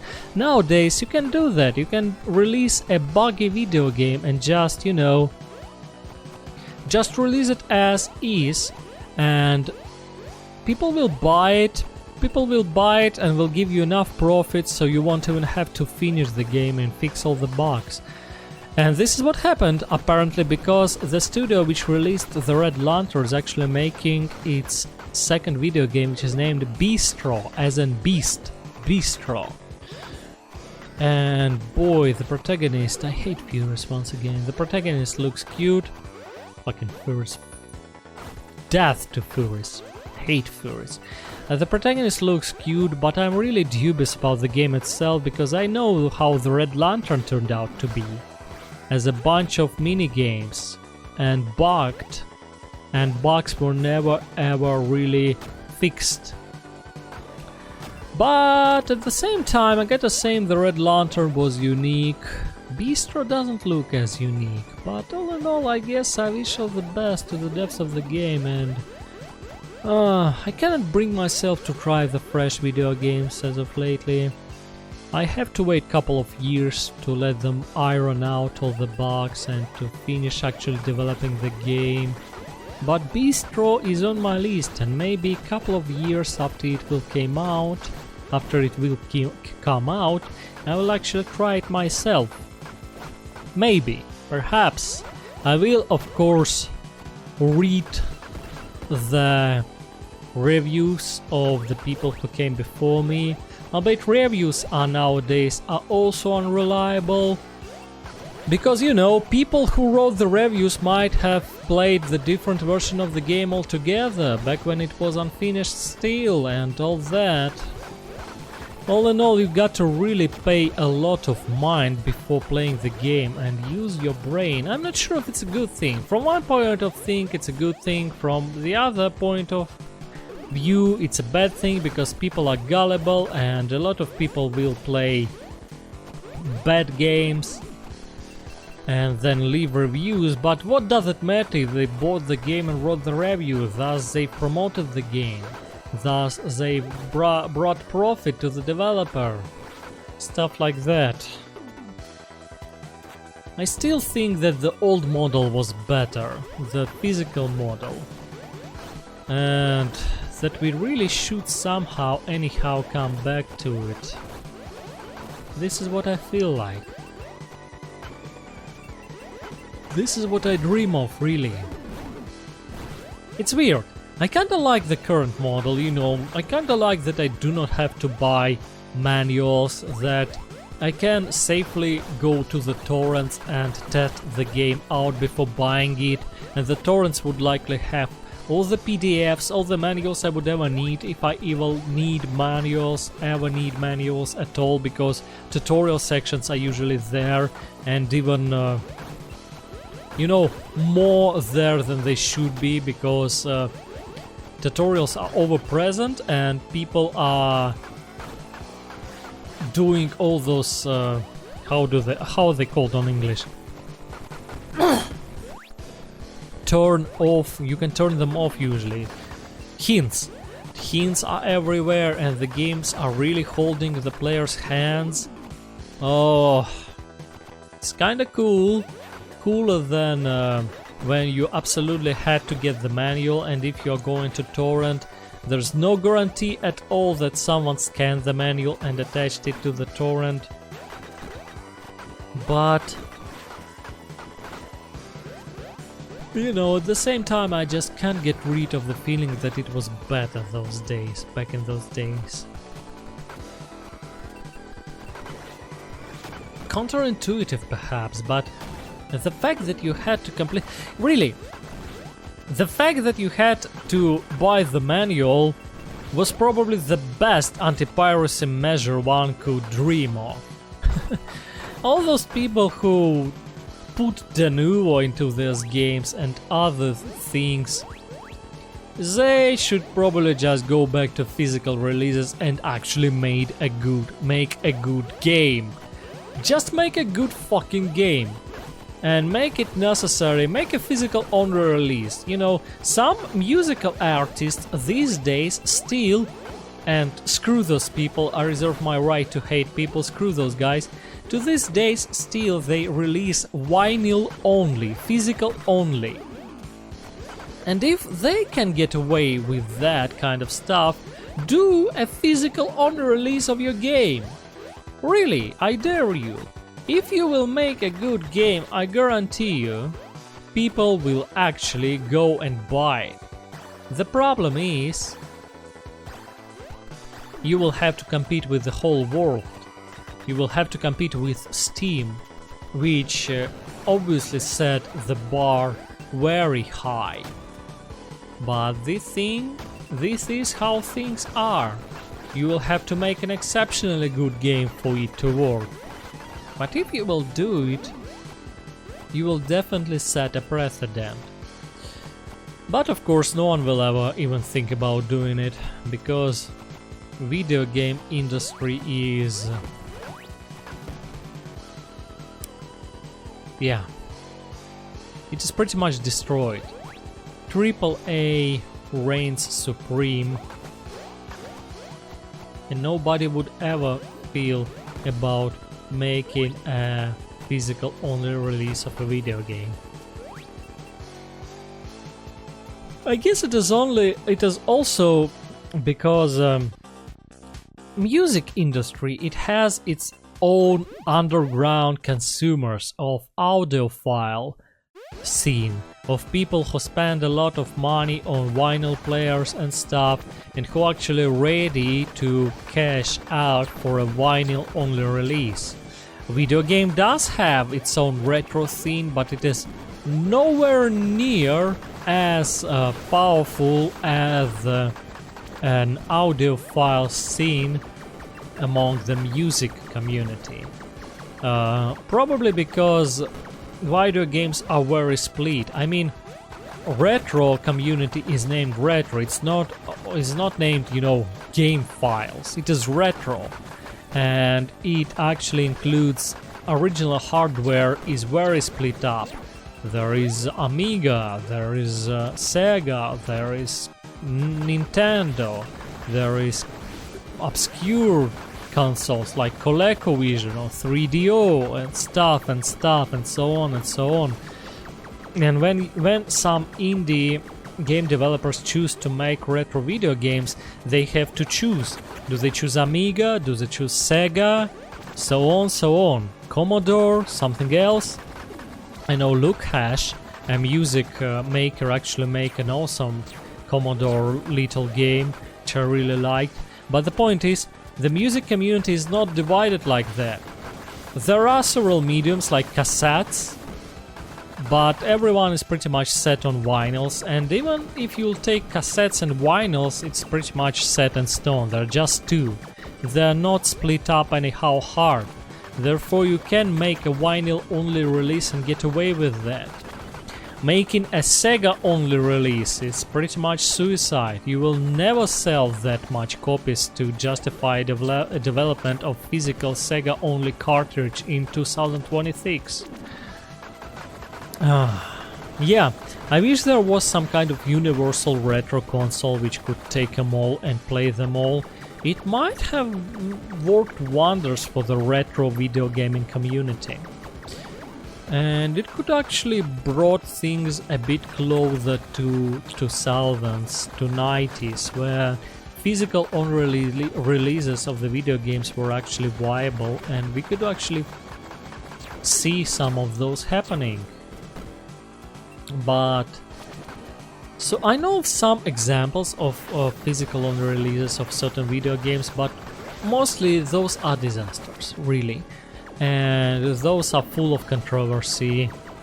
Once again, yeah, the better example would be a musical industry, albeit, as I've told you, it is not nearly as divided as retro gaming. Retro music is better off. And with that, only like 3.5 minutes left for Savage Halloween. And what can I say? Even if it is not Halloween nowadays, I guess I'm pretty much glad I've released this video. Once again, it shows that I'm alive and there's at least some activity to this channel. Hopefully soon enough I will find some other game to modify and will release a more substantial video. A video that is more full of a substance. But as of now, Savage Halloween, and maybe aiming for a couple more arcade video games. For example, right now I'm aiming for San Francisco Rush, But I gotta say, San Francisco will actually have some modding involved, if I'll get to it eventually, in a month or two, hopefully. What else can I say? The weather is finally getting better. Finally, no more snow. We had snow just a week ago, and hopefully we won't have it no more. Yeah, hope so much that it is only summer and warm days ahead. That was Savage Halloween. Finished it. Best of luck to the second boss, and I hope they will give us more video games in the future. All in all, I wished all of you guys a good summer, just in case I won't release any other video before summer, so a lot of warmth in your life, good summer, a lot of sun, and all in all, awesome, bright and happy days. We all deserve some of that, you know. Just be content with your thoughts, be sure of your ways, and be confident in your life, in the way you live. Current world is very good at undermining those. So yes, have the inner strengths, people, have the inner strengths. History will set everything right, and everyone will come away justified. So I believe. Not the best times we are living in. Not the best times we are living in, but